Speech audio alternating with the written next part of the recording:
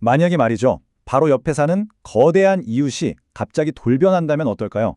지금 북유럽에선 바로 그런 일이 벌어지고 있습니다. 러시아의 5 이웃 국가가 수십, 수백 년 동안 이어온 관계를 단번에 끊어내고 완전히 새로운 미래를 그리고 있거든요. 이건 단순한 외교 정책의 변화가 아닙니다. 지정학의 판이 흔들리는 그야말로 거대한 단절의 시작인 거죠. 지도를 딱 보시면 아시겠지만 핀란드, 스웨덴 그리고 발트 3국 이 5나라는 거대한 러시아와 국경을 맞대고 있습니다. 크기만 봐도 엄청난 차이가 느껴지시죠? 바로 이 힘의 불균형, 이 아슬아슬한 지정학적 현실이 오늘 우리가 이야기할 모든 격변의 출발점이라고 할 수 있습니다. 자, 이런 질문을 한번 던져보죠. 당신의 거대한 이웃이 전쟁을 시작한다면 이 끔찍한 가정이 현실이 되었을 때 이 5나라는 선택의 기로에 섰습니다. 그리고 그들의 선택이 지금 유럽의 안보 지도를 완전히 새로 그리고 있는 겁니다. 2022년 말 그대로 시스템 전체에 엄청난 충격이 가해졌습니다. 러시아의 우크라이나 침공은 이 지역 전체를 뒤흔든 거대한 지진과도 같았어요. 수십 년간 유지되던 평화, 경제적 협력, 그 모든 게, 정말 모든 게 한순간에 무너져 내린 거죠. 이제 이들 국가는 생존을 위해서 모든 걸, 러시아와의 관계 자체를 처음부터 다시 생각해야만 했던 겁니다. 전쟁은 사람들 마음을 순식간에 바꿔놨습니다. 보세요. 리투아니아와 핀란드에서는 러시아에 대한 부정적인 인식이 무려 60%포인트 가까이 치솟았어요. 이 압도적인 여론의 변화가 있었기에 정부가 수십 년 된 정책을 뒤집는 그런 과감한 결정을 내릴 수 있었던 거죠. 엄청난 동력이 된 겁니다. 자, 그 충격이 만들어낸 첫 번째 거대한 물결, 바로 중립성의 종말입니다. 수십 년, 어떤 나라는 수백 년간 지켜온 중립이라는 금과 옥조가 그냥 산산조각 나버린 거예요. 이 타임라인 좀 보세요. 속도가 정말 믿기지 않을 정도입니다. 침공이 시작된 지 불과 석 달 만에 핀란드와 스웨덴은 오랜 중립 정책을 버리고 나토 가입을 신청했고요. 채 2년도 안 돼서 두 나라 모두 정식 회원국이 됐습니다. 이건 그야말로 역사의 물줄기를 바꿔버린 결정적인 순간이었죠. 물론 이런 엄청난 변화가 그냥 이루어질 수는 없죠. 국민들이 동의해야 가능한 일입니다. 스웨덴만 봐도요. 불과 5년 전만 해도 나토 가입? 다들 시큰둥했어요. 그런데 전쟁 이후에 보세요. 지지율이 과반을 훌쩍 넘어섭니다. 위기감이 여론의 방향을 완전히 틀어버린 거죠. 이게 그냥 서류상으로만 동맹을 맺은 게 아닙니다. 실제 돈과 자원이 투입되고 있어요.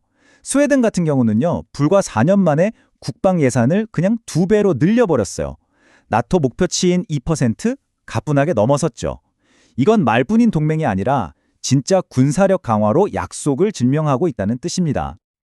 자, 두 번째 파장은 에너지 분야에서 일어났습니다. 정말 고통스럽지만 반드시 해야만 했던 결정. 바로 러시아에 대한 이 뿌리 깊은 에너지 의존의 고리를 끊어내는 거였습니다. 이 거대한 움직임의 중심에는 리파워 EU라는 계획이 있었습니다. 이게 뭐냐면 2022년 5월에 EU 전체가 우리 이제 러시아 에너지 안 쓸 거야 라고 선언한 일종의 마스터 플랜이에요. 이게 각 나라들이 새로운 에너지원을 찾는데 아주 강력한 추진력이 됐죠. 핀란드의 사례를 보면 이 변화가 얼마나 드라마틱한지 한눈에 보입니다. 2021년, 불과 몇 년 전만 해도 핀란드의 원유, 천연가스, 거의 다 러시아에서 왔어요. 에너지 심장을 러시아에 맡겨둔 셈이죠. 그런데 2년 뒤를 보세요. 원유는 노르웨이, 천연가스는 미국, 공급망이 완전히 재설계된 겁니다. 전례를 찾기 힘든 일이죠. 발트 3국은 여기서 한 발 더 나아갑니다. 이건 정말 상징적인데요. 수십 년 동안 자신들의 묶어왔던 구소련 시절의 전력망이라는 그 탯줄을 말 그대로 물리적으로 끊어버리는 거예요. 그리고 유럽 대륙으로 새로운 생명줄을 연결하고 있는 거죠. 과거와의 완전한 독립선언이나 마찬가지입니다. 안보, 그리고 에너지. 이 두 개의 큰 축을 끊어냈다면 이제 남은 건 경제죠. 세 번째 파장은 이 지역의 경제 지도를 말 그대로 뿌리부터 다시 그리고 있습니다. 개념은 아주 간단합니다. 예전 지도를 보면요. 모든 길이 동쪽, 즉 러시아로 향해 있었어요. 무역, 투자, 공급망 전부 다요. 그런데 이제 새로 그려지는 지도는 완전히 다릅니다. 모든 길이 서쪽, EU와 미국, 그리고 새로운 글로벌 파트너들을 향해 활짝 열리고 있는 거죠. 때로는 숫자 하나가 백마지말보다 더 강력할 때가 있습니다. 마이너스 83.7%. 와, 이게 무슨 뜻이냐면요. 단 1년 만에 스웨덴이 러시아에 하던 투자가 거의 사라졌다는 거예요. 이건 관계의 축소가 아니라 그냥 붕괴 수준이라고 봐야죠. 리투아니아의 사례를 보면 이 과정이 하루아침에 이루어진 게 아니라 얼마나 치밀하게 진행됐는지 알 수 있습니다. 자, 보세요. 2014년 러시아가 최대 수입국이었죠. 비중이 20%가 넘었어요. 그러다 2022년에는 6위로 뚝 떨어지고 2024년 현재는 상위 10위권 안에도 없습니다. 완전히 밀어낸 거죠. 이게 바로 의도적인 무역혁명인 겁니다. 자, 이렇게 러시아라는 거대한 시장이 통째로 사라졌습니다. 거대한 공백이 생긴 거죠. 그런데 역설적이게도 바로 그 텅 빈 공간에서 새로운 기회의 문이 열리고 있습니다. 생존을 넘어 새로운 성장을 위한 파트너를 찾고 있는 거예요. 그럼 구체적으로 어떤 기회들이냐? 첫째, 당연히 방위산업이죠. 국방 예산이 늘어나니 관련 기술 시장이 그야말로 호황이고요. 둘째, 발트 3국의 지정학적 위치. 앞으로 우크라이나 재건 사업의 핵심 허브가 될 가능성이 아주 높습니다. 그리고 에너지 독립을 위한 녹색 기술, 경제 체질을 바꾸기 위한 디지털 전환, 이런 분야에서 새로운 파트너가 절실한 상황이에요. 또 레일발티카 같은 거대한 인프라 프로젝트도 빼놓을 수 없죠. 그리고 이런 기회를 다른 나라들도 그냥 보고만 있는 게 아닙니다.